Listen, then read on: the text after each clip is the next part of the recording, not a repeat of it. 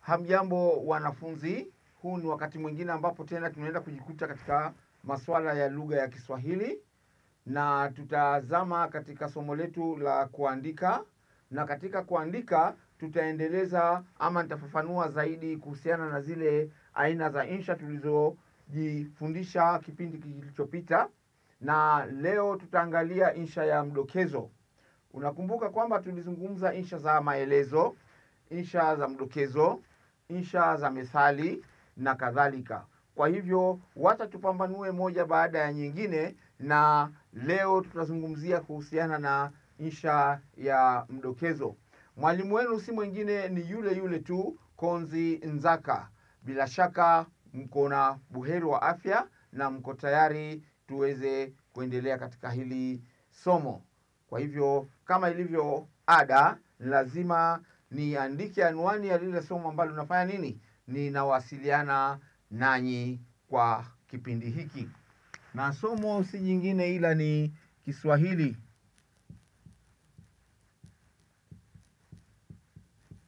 Kiswahili.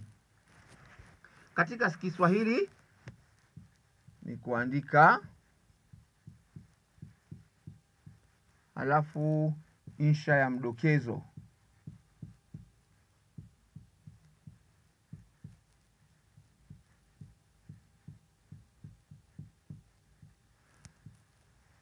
Insha ya mdokezo ni insha ya aina gani?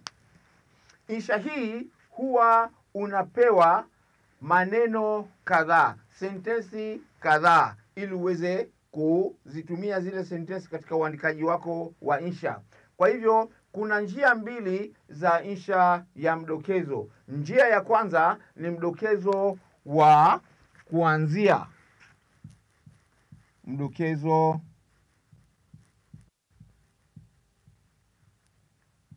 wa kuanzia.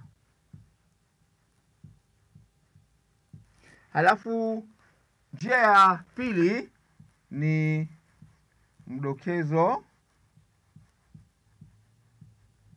wa kumalizia.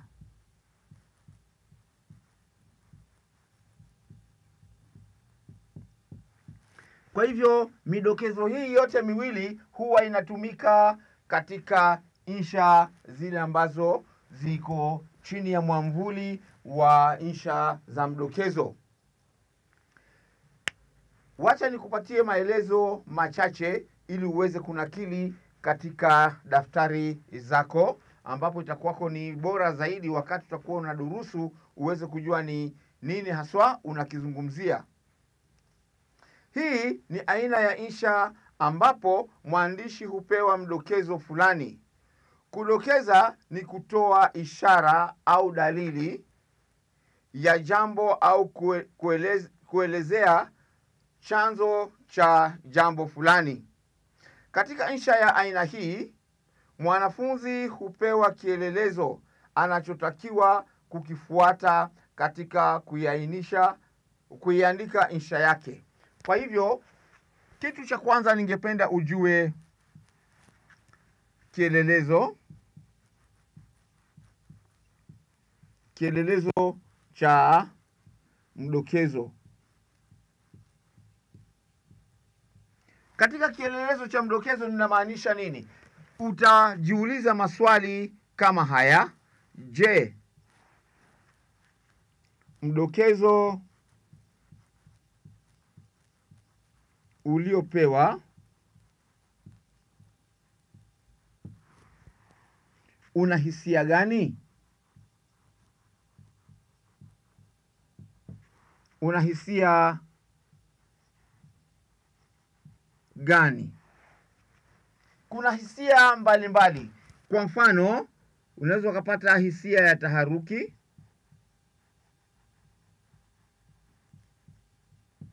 pia vile vile unaweza ukapata hisia ya furaha,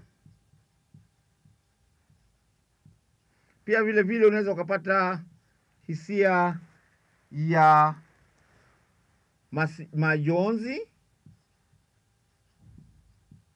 na kadhalika. Kwa hivyo mdokezo wako utakupatia baadhi ya hisia, mojawapo zikiwa ni hizi hisia tatu: taharuki, furaha, majonzi na kadhalika. Kwa hivyo unapopewa insha ya namna hiyo, usikimbilie tu kuandika. Jiulize kwanza, haya maneno jinsi yalivyopewa hapa yana taswira gani kwa ujumla? Jambo jingine, hii insha ya mdokezo huwa iko na utaratibu wake wa kuiandika. Hii ni insha ambayo inataka uwezo mzuri wa kubuni au kutunga kisa kinachoingiana vyema na maneno uliopewa. Mambo ya kuzingatia kama unaandika insha hii: kwanza kabisa, chunguza mdokezo ujue unaweza kufungamana na hadithi ya aina gani, ambapo hapo hisia zako. Jambo jingine, wazia kisa ambacho kitaingiliana vizuri na mdokezo uliopewa bila ya kuonekana kama umekimalizisha kisa chako. Kwa mfano, mdokezo unaanza hivi. Maelezo yanasema: andika insha ya kuvutia inayoanza kwa maneno haya. Andika insha ya kuvutia inayoanza kwa maneno haya: waziri aliwasili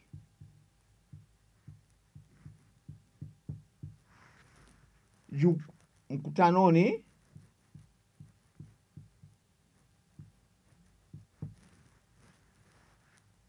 akiandamana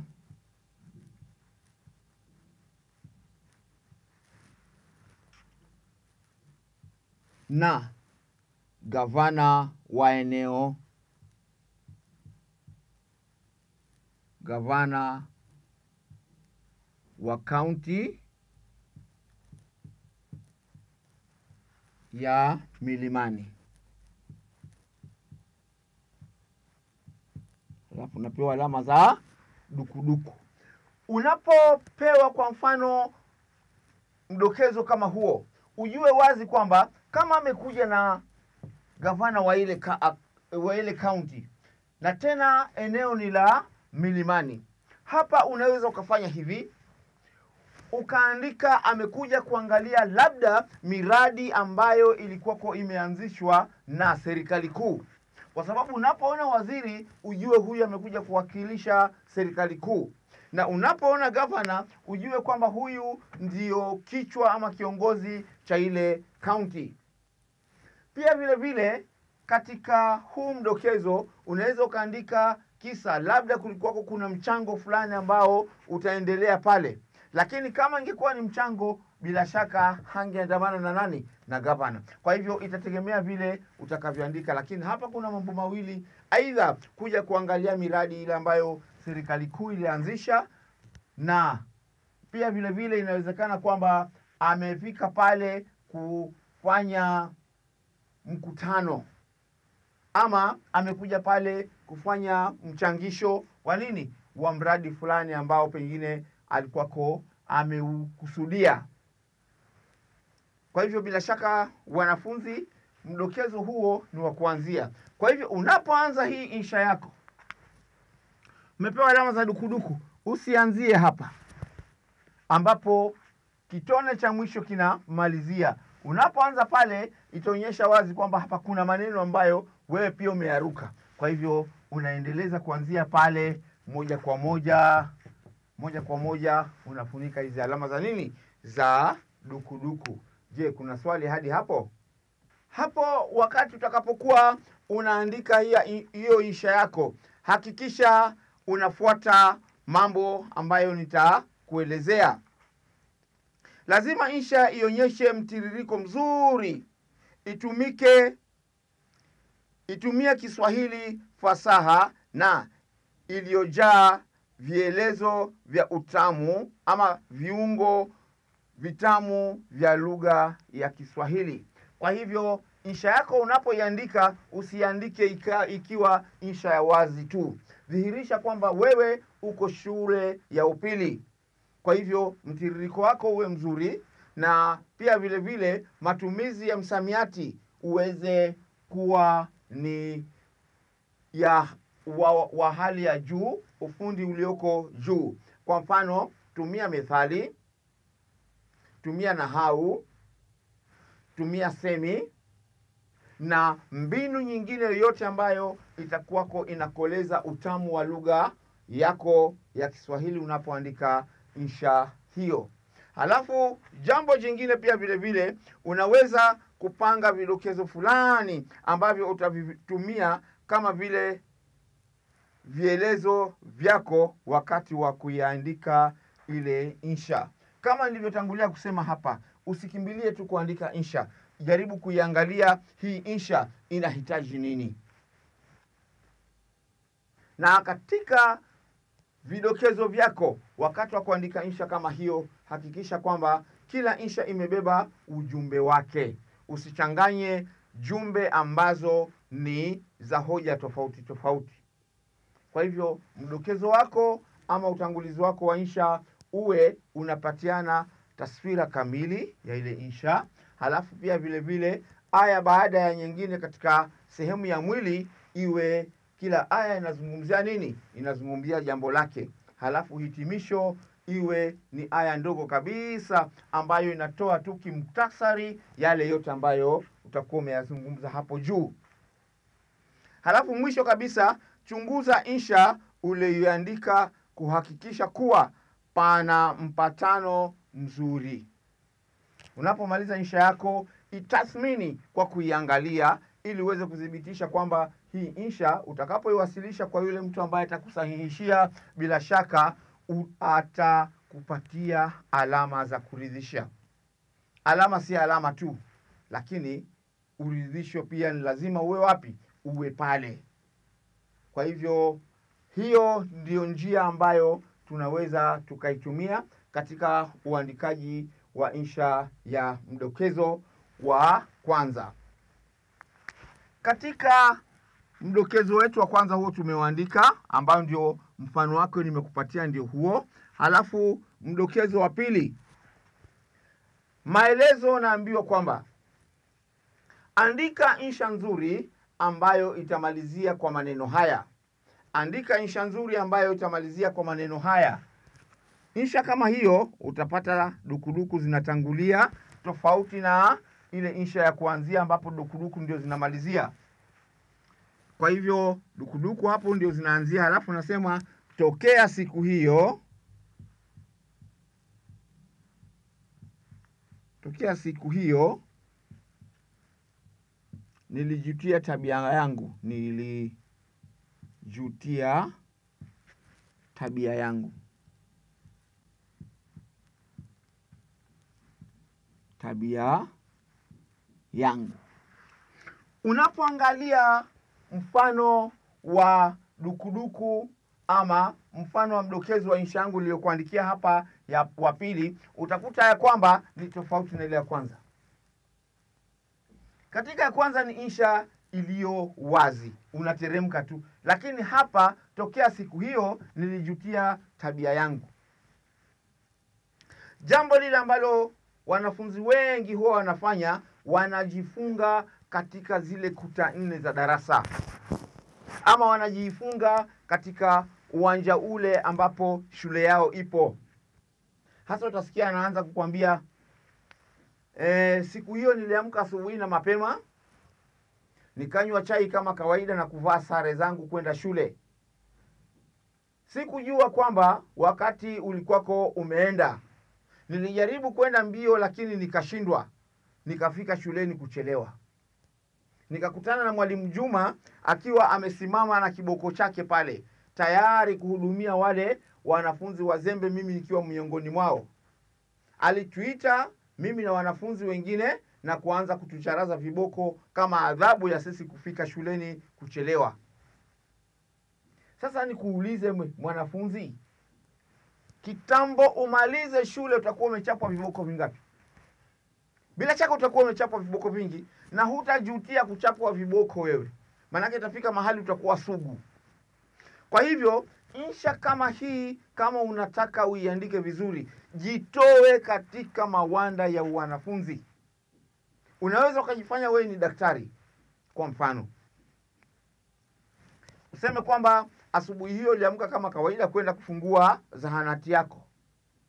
Katika kile kijiji wewe ulifahamika sana kama nesi ama daktari mashuhuri sana katika nyanja mbalimbali. Lakini mbali na kutibu, wewe uwe unajulikana katika hali ya uavyaji wa mimba.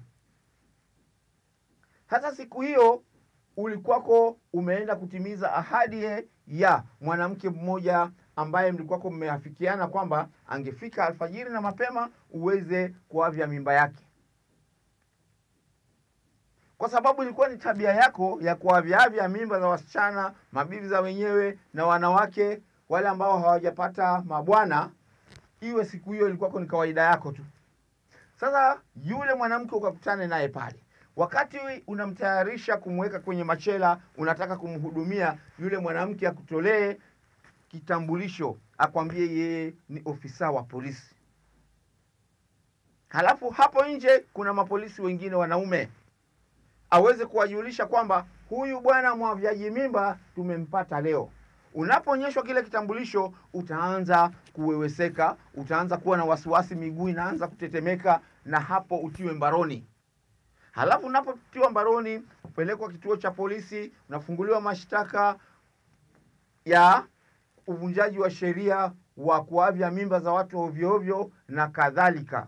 Halafu bila shaka utakapohukumiwa kule mahakamani, kwa mfano miaka 5 gerezani, utakapotoka pale hutathubutu tena kutoa mimba za watu. Tokea siku hiyo nilijutia tabia yangu. Toka siku ile ile mwanamke aliyejifanya kwamba anataka kutolewa mimba kumbe ni polisi akakukamata, toka siku hiyo mchezo uache. Uanze kuwa daktari mwema, uanze kuwa nesi mzuri, na uweze kutibu watu kwa roho safi. Kwa hivyo utaona hapo utapata vidokezo vizuri ambavyo vitakusaidia kuliko kujifunga katika mawanda yale ya darasani na uwanja wa shule. Je, kuna swali mwanafunzi?